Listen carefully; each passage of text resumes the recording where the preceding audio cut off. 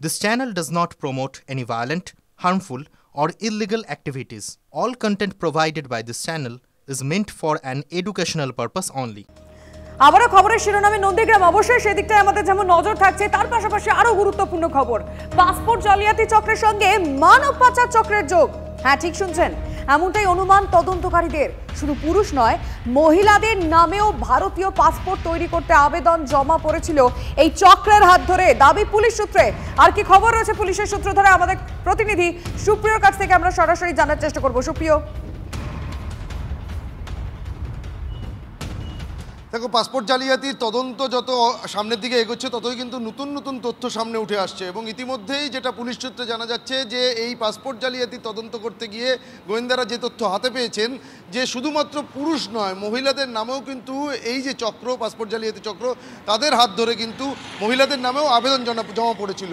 আর সেই জায়গা থেকেই কোথাও গিয়ে তদন্তকারীরা মনে করছেন যে এই পাসপোর্ট জালিয়াতি চক্রের সঙ্গে ইন্টারন্যাশনাল হিউম্যান ট্রাফিকিং র্যাকেটের যোগসূত্র থাকার সম্ভাবনা আছে।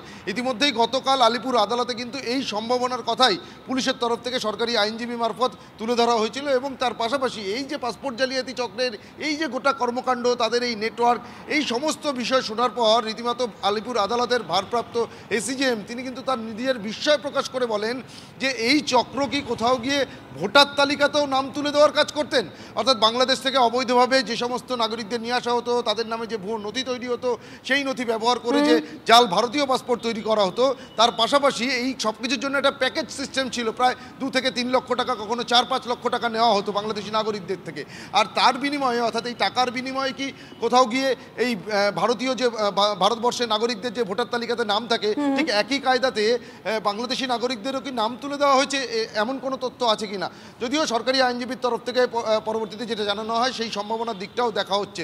তবে এই ইতিমধ্যেই যে মানব পাচার চক্রের যে যোগসূত্র থাকার বিষয়, এটা কিন্তু অত্যন্ত তাৎপর্যপূর্ণ। নিঃসন্দেহে এটা একটা বড় খবর, সুপ্রিয়, নজর থাকবে আমাদের। আর এদিকে পাসপোর্ট নিয়ে তদন্ত ঠিক পথে এগোচ্ছে, আগামী দিনে আরো কিছু পদক্ষেপ নেওয়া হবে দাবি কলকাতা পুলিশ কমিশনারের। জালিয়াতি রুখতে পাসপোর্ট অফিসের সঙ্গে পুলিশ কথাবার্তা চালাচ্ছে বলেও তিনি জানান। ভালো হচ্ছে, পাসপোর্ট অফিসে যারা অফিসার আছেন ওদের সঙ্গে আমরা মিটিং করেছি, ওদের সঙ্গে ডিসকাস করা হয়েছে অ্যান্ড ওদেরকেও আমরা জানিয়েছি কি কি লুপহোল আছে আর কিভাবে ওটা প্লাগ করা যাবে।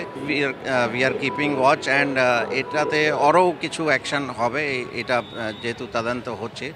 So I will not reveal the full details, but আমরা আশা করছি আরও এটাতে অ্যাকশন হবে।